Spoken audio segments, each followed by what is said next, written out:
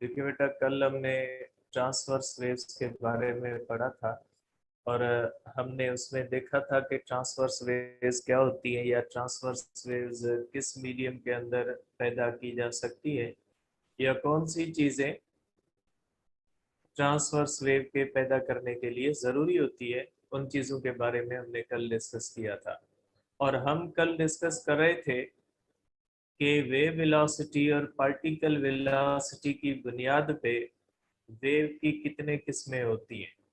तो उस टॉपिक को हम डिस्कस कर रहे थे और उसमें हमने देखा था कि वेव वेलोसिटी और पार्टिकल वेलोसिटी की बुनियाद पे वेव्स की दो किस्में होती हैं। एक वेव को ट्रांसवर्स वेव कहा जाता है, ऐसी वेव जिसके अंदर वेव वेलोसिटी और पार्टिकल वेलोसिटी एक दूसरे से परपेंडिकुलर हो, तो ऐसी वेव को ट्रांसवर्स वेव कहा जाता है। एक और वेव भी होती है जिसके अंदर वेव वेलोसिटी और पार्टिकल वेलोसिटी एक दूसरे से पैरेलल होती है, तो ऐसी वेव को कहा जाता है लॉन्गिट्यूडनल वेव। तो आज हम देखेंगे कि लॉन्गिट्यूडनल वेव किसको कहा जाता है।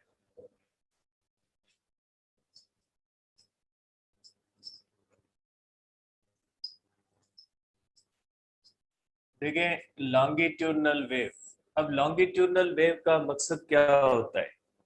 देखिए, लॉन्गिट्यूडनल वेव का मकसद होता है ऐसी वेव जिसके अंदर जब वो किसी भी मीडियम से गुजरे तो मीडियम के पार्टिकल की वाइब्रेशन और वेव की वेलोसिटी का डायरेक्शन सेम हो, तो ऐसी वेव को कहा जाता है कि ये लॉन्गिट्यूडनल वेव है। आप ये कह सकते हैं कि सपोज करें wave in which wave velocity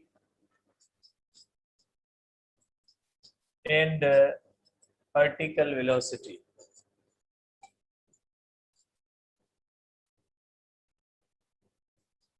is parallel to each other is called,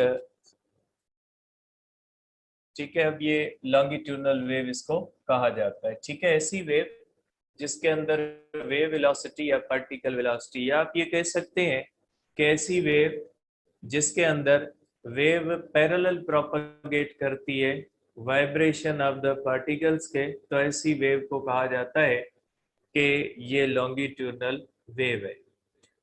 अब ये वेव किस तरह से पैदा होती है।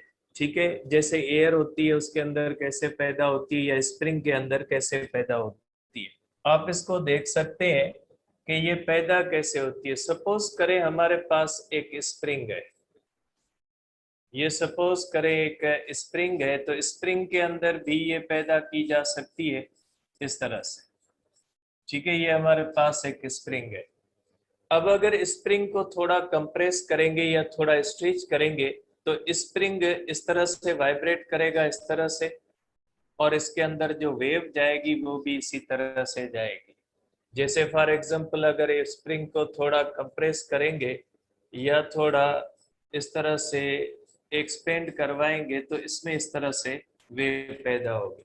इसमें देखें, ये कंप्रेशन, स्प्रिंग इस तरह वाइब्रेट करेगा और वेव भी इसी तरह से ट्रेवल करेगी। या एयर का आप ले ले, सपोज करें ये हमारे पास एक एयर कॉलम है, एयर कॉलम के अंदर अगर इस तरह से एयर भरी हुई है, ये एयर के मालिक्यूल आप समझ लें कि ये इसके अंदर एयर मालिक्यूल्स हैं। वैसे एयर जो होती है normally eight normal temperature pressure पे उसकी डेंसिटी यूनिफॉर्म होती है, हर जगह पे डेंसिटी जो होती है वो एक जैसी होती है। इस तरह से सपोज करें ये एयर कॉलम के अंदर इस तरह से एयर भरी हुई है। अब अगर इसके अंदर लॉन्गिट्यूडनल वेव अगर पास होगी तो उसके अंदर ये हो जाएगा, इसके अंदर एयर जो होती है उसके मालिक्यूल इसी तरह वाइब्रेट करेंगे, कहीं पे मालिक्यूल एक दूसरे के क्लोज आ जाएंगे इस तरह से। आप देख सकते हैं कि कहीं पे मालिक्यूल एक दूसरे के बिल्कुल क्लोज आ जाएंगे इस तरह से, कहीं पे मालिक्यूल जो होंगे वो एक दूसरे के बिल्कुल क्लोज आ जाएंगे। इस तरह से, और कहीं पे मॉलिक्यूल एक दूसरे से दूर हो जाएंगे और पूरा जो एयर कॉलम होगा इसके अंदर ऐसी रीजन्स बन जाएंगी जिन रीजन्स के अंदर कहीं पे मॉलिक्यूल्स एक दूसरे को क्लोज आ जाएंगे और कहीं पे एक दूसरे से दूर हो जाएंगे, और ये कंडीशन बन जाएगी एक इस तरह की। ठीक है, तो ये इसके अंदर अगर हम देखेंगे वेव भी इसी तरह से जा रही है, और पार्टिकल जो वाइब्रेट करेंगे पार्टिकल की वाइब्रेशन का डायरेक्शन भी सेम होगा। तो ऐसी वेव को क्या कहा जाता है? लॉन्गिट्यूडनल वेव कहा जाता है, या इसको कंप्रेशनल वेव्स भी कहा जाता है। कंप्रेशनल वेव भी कहा जाता है, या इसको प्रेशर वेव भी कहा जाता है। ठीक है, इसके बहुत सारे नेम होते हैं। तो लॉन्गिट्यूडनल वेव जब पैदा होती है तो उसके अंदर पार्टिकल के मीडियम के पार्टिकल्स और वेव, इन दोनों की वाइब्रेशन का डायरेक्शन सेम होता है, और इसके अंदर ये कंप्रेशंस पैदा होती है। वो रीजन जहां पे मीडियम के मॉलिक्यूल क्लोज आ जाते हैं उनको कंप्रेशंस कहा जाता है। इसको कंप्रेशन कहा जाता है और इसको कहा जाता है रेयरफेक्शन। ठीक है, इसको कहा जाता है रेयरफेक्शन। तो इसके अंदर कंप्रेशंस और रेयरफेक्शंस होती है। कंप्रेशन है, रेयरफेक्शन है, कंप्रेशन है, रेयरफेक्शन है, कंप्रेशन है, रेयरफेक्शन है, कंप्रेशन है। तो जिस तरह से ट्रांसवर्स वेव के अंदर क्रेस्ट और ट्रफ होते हैं, इसी तरह लॉन्गिट्यूडनल वेव के अंदर कंप्रेशंस और रेयरफेक्शंस होती है। अब इनको कंप्रेशनल और प्रेशर वेव क्यों कहा जाता है? तो देखिए, जहां पे कंप्रेशंस होती है वहां पे टेम्परेचर एंड प्रेशर जो होता है वो इंक्रीज हो जाता है। ठीक है, वहां पे टेम्परेचर और प्रेशर इंक्रीज होता है, और आप कह सकते हैं कि ये एडियाबेटिक प्रोसेस है। एडियाबेटिक प्रोसेस है।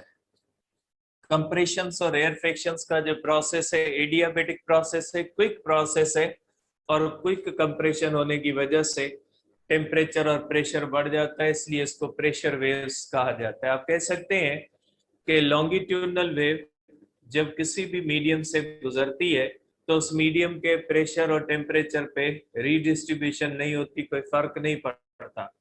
लेकिन जब ये वेव किसी भी मीडियम से गुजर रही होती है तो मीडियम के बहुत सारे ऐसे हिस्से जहाँ पे कंप्रेशंस होती है वहां पे टेम्परेचर और प्रेशर बढ़ जाता है, redistribution of temperature and pressure हो जाती है। और बहुत सारे हिस्से जहां पे रेयरफेक्शन होती है वहां पे टेम्परेचर एंड प्रेशर जो होता है वो डिक्रीज होता है। ठीक है, और ये भी एडियाबेटिक प्रोसेस है। ठीक है, एडियाबेटिक प्रोसेस, दोनों एडियाबेटिक प्रोसेस के मुताबिक होती है, कंप्रेशंस होती है या रेयरफेक्शंस होती है, इसलिए इनको कंप्रेशनल एंड प्रेशर वेव्स भी कहा जाता है। तो आप कह सकते हैं कि ये वेव जब किसी भी मीडियम से गुजर रही होती है तो उस मीडियम के टेम्परेचर प्रेशर में रीडिस्ट्रीब्यूशन होती है। फॉर एग्जाम्पल मैं बात कर रहा हूँ, अगर मैं खामोश यहाँ पे खड़ा हो जाता हूँ तो इस रूम के अंदर एयर जो होती है वो इक्वली जो है वो डिस्ट्रीब्यूटेड होती है और इक्वल सेपरेशन होती है between the molecules. Temperature pressure हर जगह पे एक जैसा होगा। लेकिन जब मैं बात करना शुरू कर दूंगा और मेरा साउंड इस रूम के अंदर फैलना शुरू करेगा, प्रोपेगेट करना शुरू कर देगा, तो इस रूम के बहुत सारी ऐसी एरियाज होंगी जहां पे एयर कंप्रेस हो चुकी होगी, और बहुत सारी ऐसी रीजन्स भी होंगी जहां पे एयर के अंदर एक्सपेंशन आ चुकी होगी। और ये एक्सपेंशंस और रेयरफेक्शंस बिल्कुल तेजी के साथ ट्रेवल कर रही होंगी, जिस तरह से क्रेस्ट एंड ट्रफ ट्रेवल करते हैं बिल्कुल इसी तरह से ट्रेवल करेंगी। तो जहां जहां पे भी कंप्रेशंस होंगी वहां पे टेम्परेचर प्रेशर बढ़ चुका होगा इस एरिया का, इस एयर का, और जहां पे रेयरफेक्शंस होंगी वहां पे टेम्परेचर प्रेशर कम हो जाता है। तो इसका मतलब है ये वेव जिस किसी भी मीडियम में से गुजर रही होती है तो उस मीडियम के अंदर redistribution of pressure and temperature होती है। इस वेव के गुजरते हुए जिस मीडियम से गुजर रही है हर जगह पे इक्वल प्रेशर एंड टेम्परेचर नहीं होता। ठीक है, तो ये होता है हमारे पास इसका मैकेनिज्म लॉन्गिट्यूडनल वेव्स का। अब लॉन्गिट्यूडनल वेव्स किस मीडियम के अंदर पैदा होती है?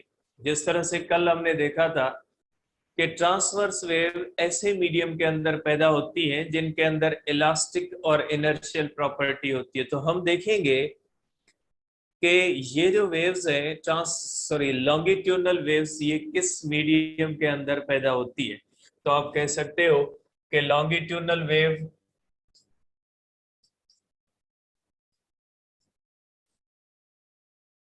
waves are produced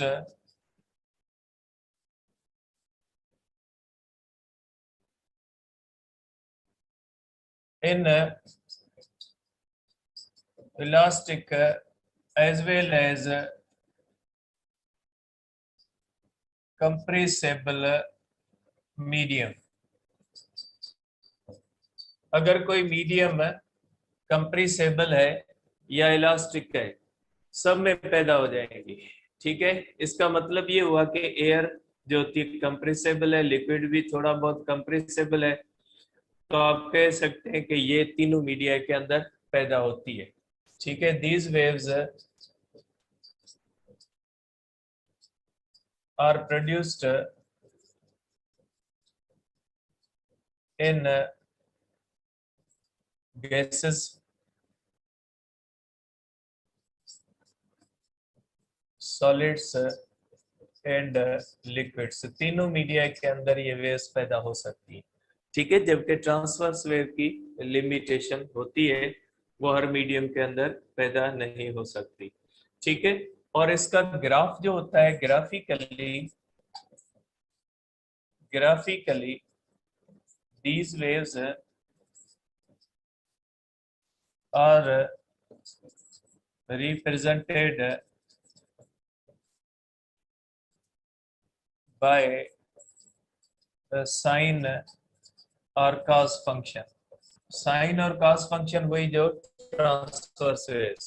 ठीक है, या आप ये भी कह सकते हैं कि graphically these waves are produced by sine और cos function are like transverse waves. Transverse waves की तरह ये वेव्स ट्रांसवर्स वेव की तरह ही इनका ग्राफ बनता है। कंप्रेशंस और रेयरफेक्शंस को भी क्रेस्ट और ट्रफ की सूरत में हम ग्राफ के ऊपर प्लॉट करते हैं, तो इनका भी उसी तरह से ग्राफ बनता है जिस तरह से ट्रांसवर्स वेव्स का बनता है। तो ये दो किस्में हैं, जो एक किस्म हमने कल पढ़ी थी और एक किस्म जो होती है वो आज हमने पढ़ी। इससे पहले हमने दो और किस्में पढ़ी थी, प्रोपगेशन की बुनियाद पे हमने पढ़ी थी कि एक ऐसी वेव होती है जो मीडियम के सिवा प्रोपगेट नहीं कर सकती, एक ऐसी वेव होती है जो मीडियम के सिवा भी प्रोपगेट कर सकती है, इलेक्ट्रोमैग्नेटिक वेव। और दो हमने बाद में पढ़ी कि वेव वेलोसिटी और पार्टिकल वेलोसिटी। ठीक है, वेव वेलोसिटी और पार्टिकल वेलोसिटी की बुनियाद पे वेव्स की फर्दर दो किस्में होती है। एक ऐसी वेव होती है जो जब किसी भी मीडियम से गुजरती है तो वेव की वेलोसिटी और पार्टिकल की वेलोसिटी एक दूसरे से परपेंडिकुलर होते हैं, तो ऐसी वेव को कहा जाता है ट्रांसवर्स वेव। और एक ऐसी वेव होती है जिसके अंदर वेव वेलोसिटी और पार्टिकल वेलोसिटी एक दूसरे से पैरेलल होती है, तो ऐसी वेव को कहा जाता है लॉन्गिट्यूडनल वेव्स। अब इसके सिवा दो और कैटेगरीज भी होती हैं, एक होती है प्रोग्रेसिव वेव और दूसरी होती है स्टेशनरी वेव। आपके पीएमसी के सिलेबस के अंदर दोनों मौजूद है, कल डिस्कस करेंगे। कल आपके क्लास होंगे, इवनिंग के टाइम पे होंगे या मॉर्निंग में होंगे, जैसे भी होंगे आपको मैसेज आ जाएगा। और